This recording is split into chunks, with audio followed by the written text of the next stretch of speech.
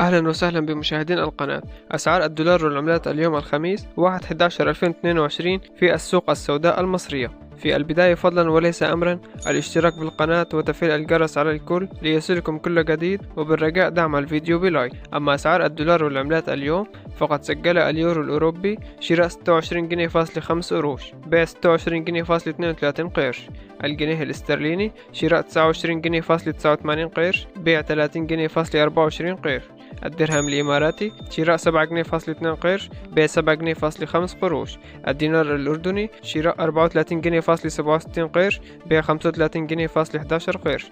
الدينار الكويتي شراء 77 جنيه فاصل 49 قرش، بيع 80 جنيه فاصل 33 قرش.